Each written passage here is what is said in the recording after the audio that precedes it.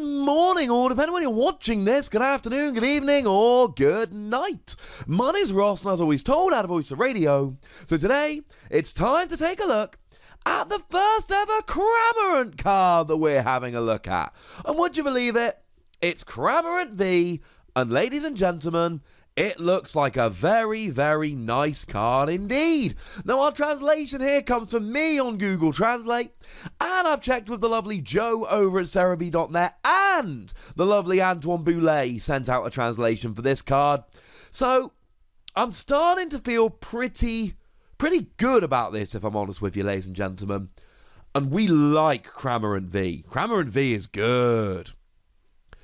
Starting off then, colourless Pokemon. Bit sad it's not a water Pokemon.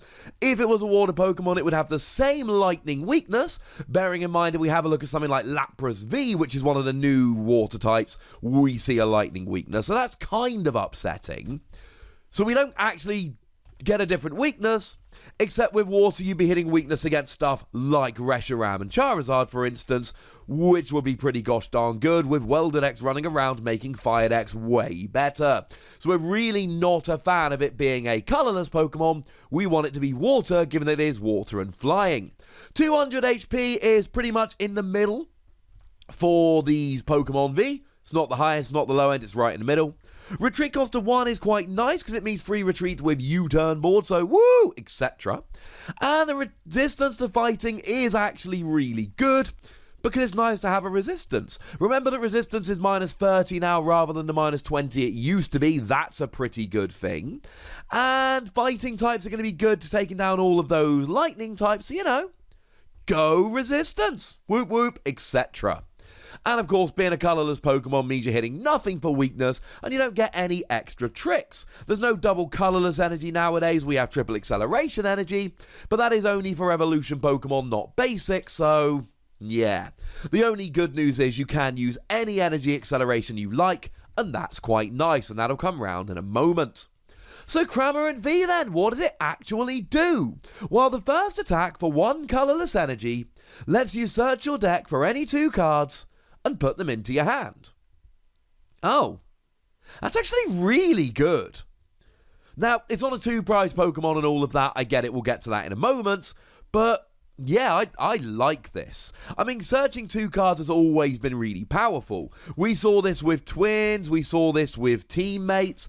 I mean, we have seen it with Crash Awake, although water decks haven't really been good enough for that to see very much play at all. But searching for 2 cards is good. I mean, Alolan Ninetales only lets you search for item cards, and that's been pretty gosh darn good and seen a fair bit of play here and there. The thing is, this is probably a Pokemon that is going to be part of your strategy. It's probably not going to be your entire strategy. It's probably not going to be the entire deck. You're probably not going to build it around Cramorant V. But you are going to be able to use this in a whole bunch of decks. And actually, while we're here, how good is the Pokemon V artwork? Like, compared to the GX artwork, it's so much more colourful and lovely. I'm a huge fan of the Pokemon V artwork. Sorry, that was just a bit of a side note while I was remembering it.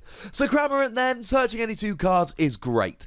If you're playing a Stage 2 deck, you can go for a bit of the old rare candy and then get a Stage 2, maybe something like a bit of Empoleon, for instance. Or you can just go and get yourself a Lieutenant Surge and a Welder to go with the other Welder already in your hand. Or you can grab yourself a Welder and a Giant Half so that you've got the Welder to attach the energy and the Giant Half to search out the 2 fire energy ready to attach with Welder. The possibilities really are endless. You can go and grab yourselves a Roxy to draw cards, and then also grab yourself, say, a Weezing. So Roxy lets you draw 3 cards when you discard up to 2 Pokemon. 3 cards for each Pokemon discarded. And you've got minimum 1 Weezing going into the turn. When you discard Weezing with Roxy, you do 1 damage to each of your opponent's Pokemon. Any combo you've got, anything you like, Cramorant has absolutely got your back here. I absolutely adore it. I think it's absolutely wonderful. But it gives up 2 prizes. And that's the huge problem with Cramorant here. Because this is a first attack only. We'll get to the second attack in a minute. The first attack here is your perfect setup attack. It's a perfect attack for getting it going, for getting rolling in the game. It is a perfect attack for just grabbing a couple of cards so you can do what you like.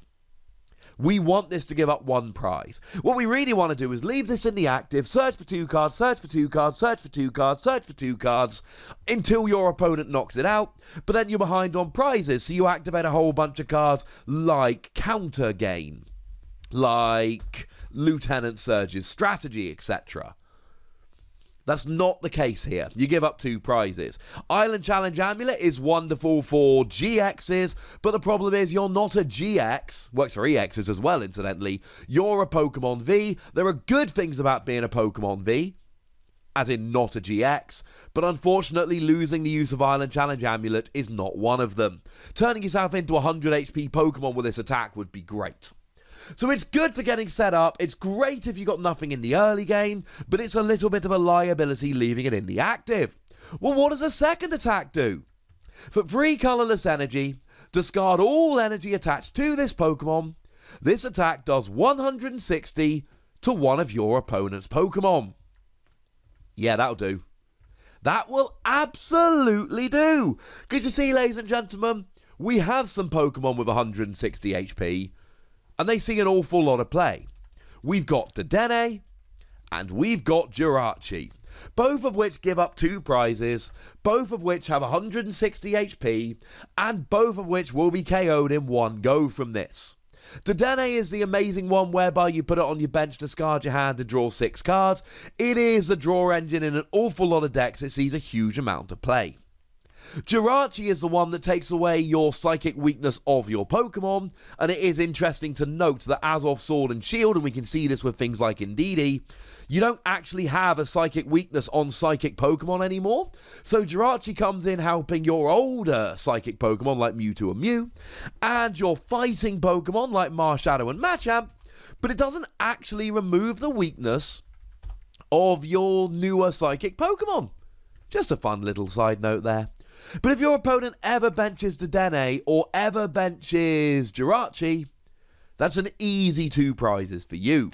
Now, your opponent can play the Mew from Unbroken Bonds to essentially stop you doing this, but you can always take that out, bring it active with something like a custom catcher, or, there are ways around it. But it forces your opponent to take up a bench space with Mew, and it forces your opponent to put Mew into their deck just in case Cramorant comes around. And this is to one of your opponent's Pokemon, not to one of their bench Pokemon. So you can always just use a Great Catcher to bring either of those Pokemon into the active and get a KO on them. That is an option that you have. So that's kind of fun. It gets key KOs. And it's not just these 2 Pokemon, right? You'll be able to take out a Naganadel from the bench if your opponent is using that to accelerate their energy, or you'll be able to take out a Malamar or any bench sitter on which they might be relying. If your opponent is playing one of those Florges decks, you can take a Florges out on the bench using this, or indeed any stage 2. It is great, just you got to watch out for Mew. And as for the energy, obviously, right, if you could use triple acceleration energy here, it would be amazing. It would be wonderful. It would be brilliant. But you can't. Being able to just attach 1 energy card and then do 160 would be awesome. But it's not an option, so let's not worry about it. The good news is we've got plenty of ways to accelerate energy. And probably the best of them is a card we've already mentioned. It's Welder. You see, Welder, you play it down, you attach 2 fire energy to one of your Pokemon, you draw 3 cards. Well, I said I wanted Cramorant to be a water Pokemon, so you're hitting a good weakness. Well, being a colourless Pokemon means that you can just use Welder.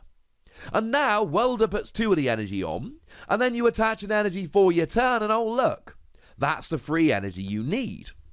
Or you can do something like Malamar, for instance, which would work very nicely indeed, just attaching psychic energy from your discard to one of your Pokemon.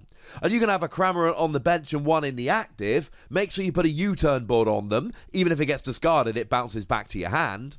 And then you snipe for 160. And then the next turn, you accelerate the energy you discarded onto the bench Cramorant, swap them over, and just constantly be hitting 160, taking out all of your opponent's bench Pokemon. This will work very, very nicely indeed. Of course, if we ever do get a double colourless energy replacement, that would be a game changer. And do remember I mentioned Counter Gain earlier? Well, Counter Gain will essentially turn this into a 2 energy attack, which makes it even more manageable. With Counter Gain, you can even use Tapu Koko Prism Star. Counter Gain pays 1 energy, Tapu Koko pays a second, and that is for 2 different Pokemon. And then you attach a 3rd energy from your hand, and you're off and rolling.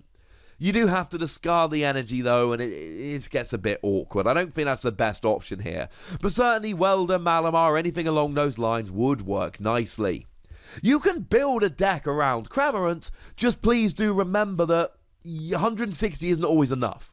160, if that's all you're hitting all the time, especially when you're discarding all the energy, isn't particularly good enough.